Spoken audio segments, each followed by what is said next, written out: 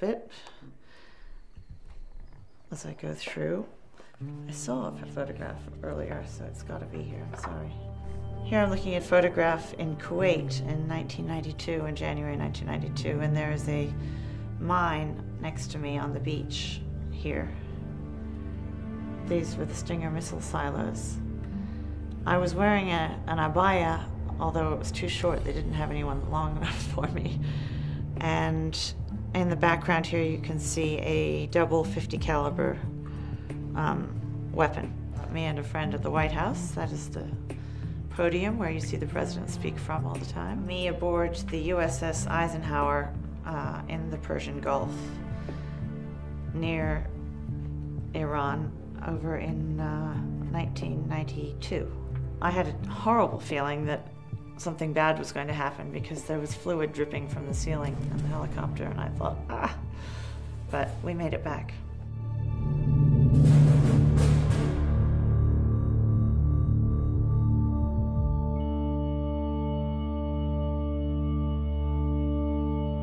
My name is Gwyneth Todd. I am American. I worked at the White House and the Pentagon for many years, and then I served as a political advisor in Bahrain for 3 years. That's been my career. I am now in Australia. I went to Syria in 1989 to study Arabic in Damascus. It's working. I went to work immediately for the United States Army, and I arrived at my new job 10 days after Saddam had invaded Kuwait. And I spoke Arabic from my training. And so I was put immediately in charge of material sales, particularly medical equipment, chemical defense equipment, for weapons, and Stinger missiles. During that time, I spent a lot of time in various countries, never in Iran themselves, but I had a good understanding that Iran was always off limits, especially with the Republicans when they were in power.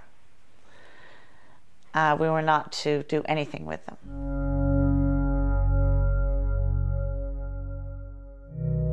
In 1998, I think it was, President Khatami gave an interview to Christiane Amanpour, and in it he said that he was open to discussing things in a respectful way with the United States.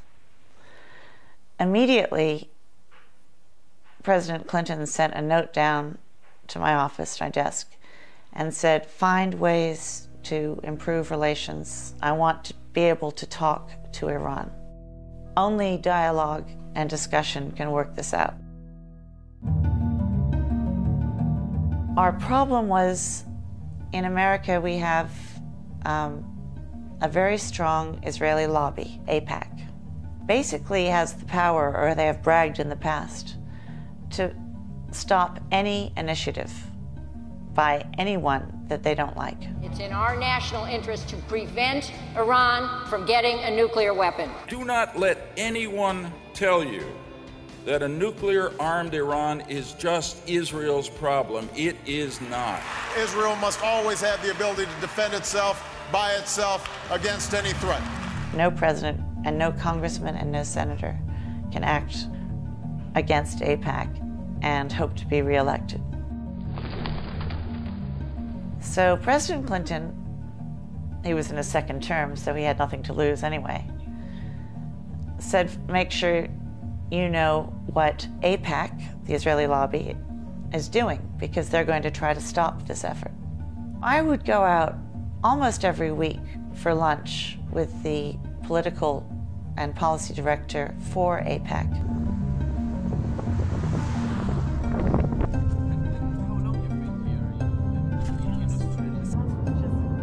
He would be trying to get information out of me about what President Clinton was planning. I was trying to get information out of him to find out which senator they were going to be talking to, who would then send us a letter that I would have to answer, screaming that we must not deal with Iran. It was a cat and mouse sort of game. Every time Obama or the administration puts pressure on Netanyahu and Ehud Barak to negotiate with the Palestinians and to come up with a two-state solution, suddenly, all over the press, Iran's nuclear weapon appears. And we're like a dog with a squirrel. If I say, if I call my dog out here right now and she's patting me and I go, squirrel, she'll tear off. Doesn't matter how much she loves me. Because, and that's how we act. Every time Israel says, Iranian nukes, we go, forget the peace process, forget the Palestinians, oh my God. So it's a very, very useful tool.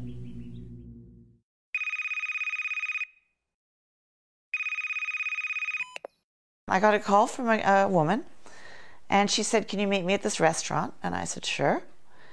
And I went to the restaurant, and there she was with another woman. And they pulled out their badges, and they said, we're with the FBI. And I said, okay. And they said, look, we have finally been given approval to go ahead and find out who is spreading intelligence, leaking intelligence to Israel to try to start a war with Iran. And you know the person very well who we really think is doing this.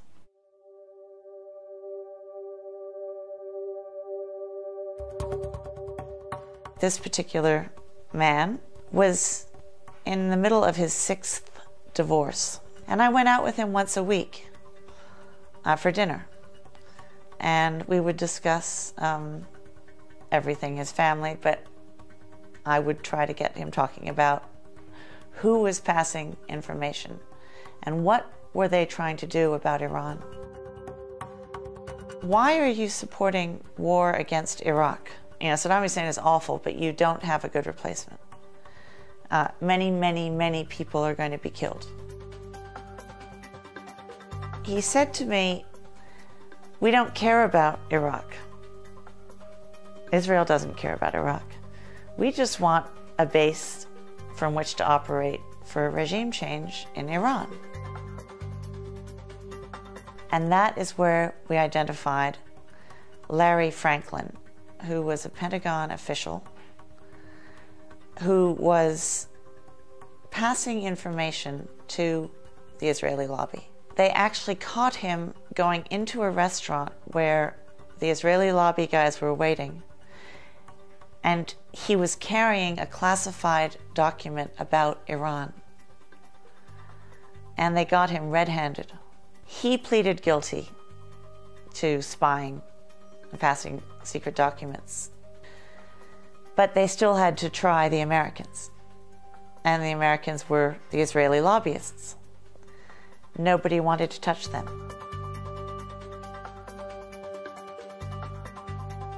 So in 2004, I was called by the FBI again. We know these people are spying. They've been caught ready to receive information. It all has to do with Iran. Can you come down and talk to the Department of Justice officials? And I said yes. I was confronted by a bunch of men who were actually quite hostile. They were being quite nasty, and I turned around and I said, I don't think you understand what is at stake here.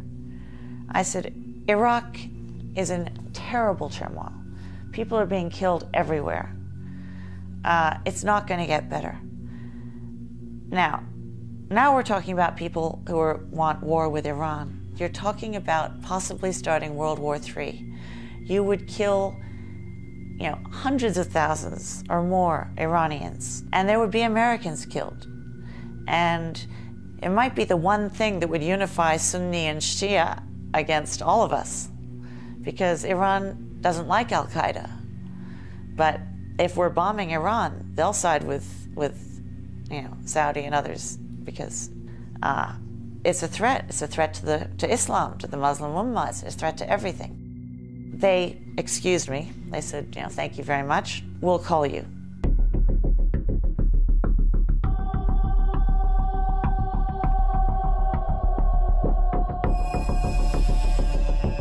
Iraq was going to be the stepping stone for regime change in Iran. We were going to invade Iraq, set up a government that was friendly to Israel and friendly to us, and from there, they would be able to meddle in Iranian politics and create problems. That was the original plan. So they had to get everyone into we had to get into Iraq, we had to get rid of Saddam. I was asked to come out to Bahrain, and my job was force protection and political advice. I had no immunity. I was not a diplomat. I was not a government employee. I was a civilian. I made sure that our admirals and our people and our ship captains going out there, I would lecture them and I would explain the truth. Listen, this is a routine game that is played. Don't overreact. And all was fine until 2007. A friend of mine was working there at the Navy base. And I sat down and I spoke to the American admiral. He said, look, what I'm really worried about is there'll be a miscommunication. Somebody will think that someone's actually going to fire at them, and then we'll start a war. And he said, so I'd like to set up a phone line to the Iranians that we could call and say, look, whatever we're doing is routine. You're going to Washington to propose that? He said, yes. I said, you're going to be shot down. He said, you think? No. Why would they shoot me down? I said, because the people you're talking to want a war with Iran. No. Nobody wants a war with Iran. I said, yes, they do. And these are the same people who dragged us into war in Iraq. They'll do it if they can. And so it all happened as I said it would. The line was never set up.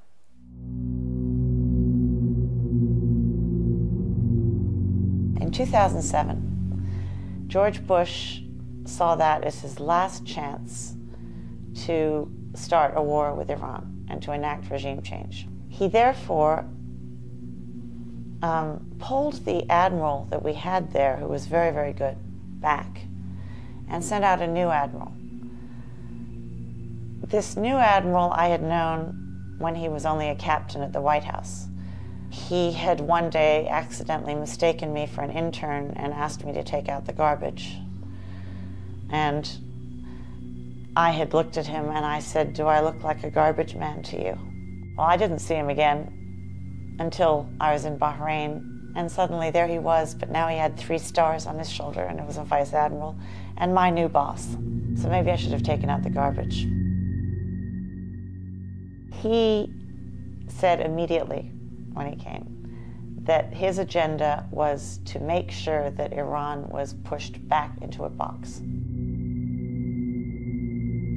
In May of 2007, there were the first talks scheduled with Iran and Iraq in Baghdad. And those talks were meant to try to, stop the violence in Iraq. And they were very, very important because things were very bad in Iraq, and we'd caused it.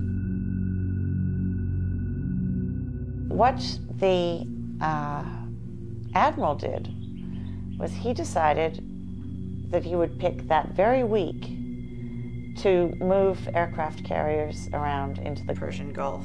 Nobody has time to look at ship movements all day long. It's left to the military commanders because it's just, nobody has time. Nobody would notice this. The State Department wouldn't notice this unless somebody told them. I want to make sure that nobody in Washington finds out that we're doing this. We're just going to go through there and see what the reaction is from Iran. It wasn't a buildup for war, but it would look like it, and it might make somebody panic and shoot.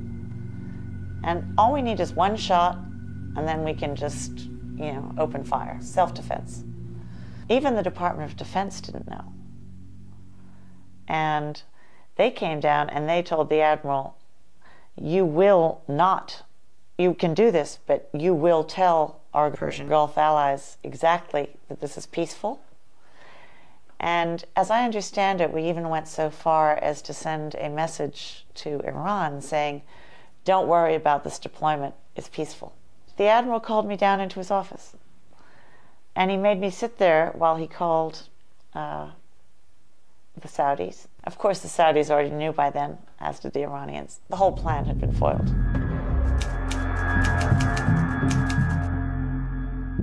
I was sitting in my office at about 2 o'clock in the afternoon, 2:30, and a young lieutenant came in with a piece of paper in a folder. And it basically said that there was a threat sponsored by Iran against American military personnel. Now, this made no sense to me. They wouldn't be taking orders from Iran if Iran were giving them. The admiral called me down to his office. We discussed it. I said, it doesn't make sense. But if it's true, you know, people could die. Can you help us? You're the only person who knows enough people on this island to find out the truth. You'd have no cover or anything, but you might save lives. And I thought, okay, if it saves lives, yes. I'm an idiot. I mean, he fooled me completely, but he knew how I am, and I did it. I didn't meet with the supposed bombers. I met with a man who was a very honorable human rights activist. I said, look, is there a plot? And he said, no, absolutely not. And he said, and if someone even says there's a plot, they're trying to start a fight. Something's wrong here. I said, okay, I'll go back and report that. While we were sitting there, 2 plainclothes policemen came up to us, and they shook his hand and mine, and he went white, you know, and they made a joke about how he'd gained weight and he needed to be able to outrun him. When they left, he explained to me that those were men who had tortured him when he'd been in prison in Bahrain. So he said, something's going on here that's very bad. Now, I said, let's all go my way, you go yours. So I came back to the base that night at 10:30 at night, and I used my badges and they didn't work. I thought, oh God, you know, it's not working, the machine. So I called the duty officer, and he knew me, and he said, come on, you know. So I went in, I typed up the whole report, everything saying, Iran is not planning this. There is nothing going on like this. In fact, whoever reported this is probably up to no good. You need to find out. And I put it on the desk of the head of intelligence, and I went home. He came in after midnight. He typed it up, and he filed it, and he sent it back to Washington without asking the admiral, because the admiral was unavailable. The next morning at 7 o'clock, I came into the office. It was a Friday, so it wasn't a work day, but I was greeted at the door by the head of intelligence. He said, get off the base. Something's wrong. He said, I filed your report. It was one of the best reports I've seen. It's gone back to Washington, but the admiral is furious, and so is his security officer. And I called Commander Chow.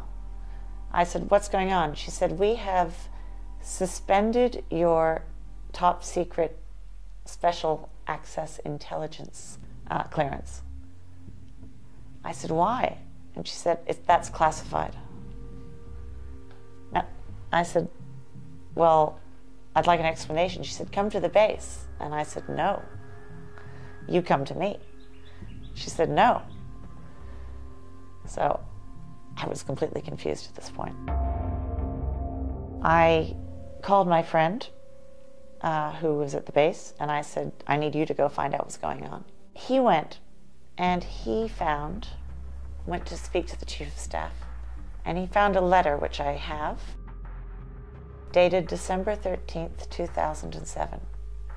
It is prepared by Commander Chow. It suspends my top secret special access clearance. It tells me my badges have been deactivated. And it says that all my colleagues have been notified. They sent the Bahraini police to that village, and they were waiting for me to drive in there.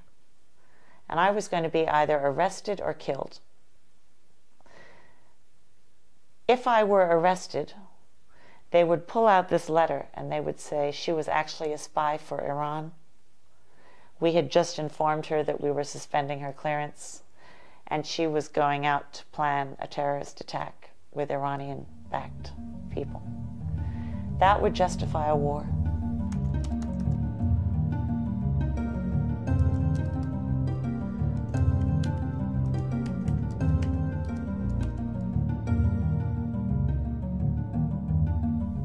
The other option would be that I would be killed, in which case they would say the Iranians killed an American in Bahrain, and that would be justification for attacking Iran.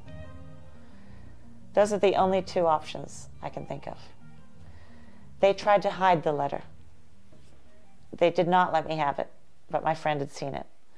I fought for 3 months. I finally got the letter. By that time, I was in Australia. But in the interim, I got a lot of support from all my colleagues, but nobody would, the lawyers, no one would talk to me about anything. They wouldn't give me any answers.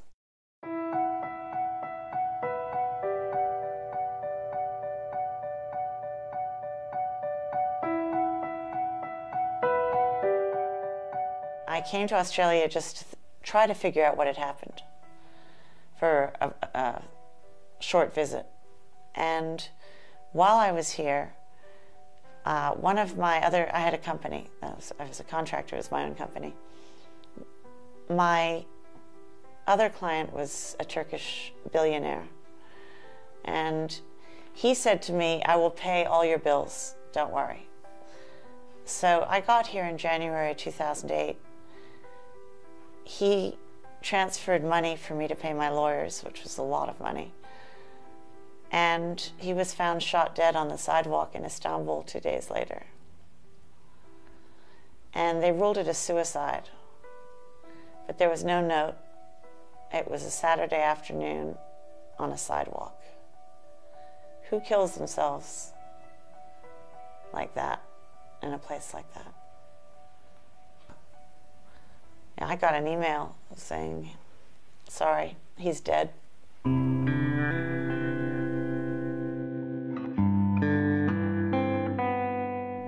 Yeah, these people don't mess around. They wanted war, and they want war now. It'll be you and me who will die, and our families, and babies, if there is a war like this.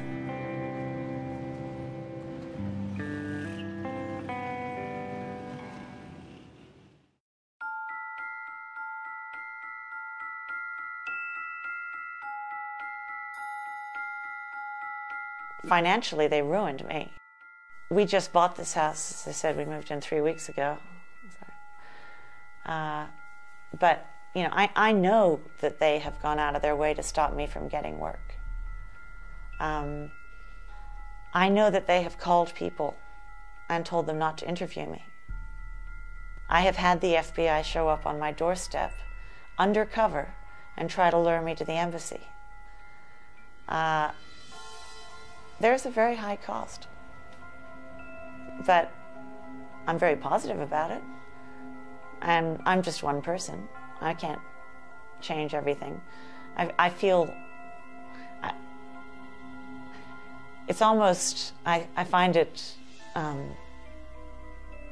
almost too arrogant to be upset about the fact that I was unable to stop the Iraq war invasion. Because, you know, who am I to stop a war? Shouldn't be that powerful. But I knew how few people were running it, and just no one would listen. So I felt that I did have that ability, and I failed. But, you know, you win some, you lose some.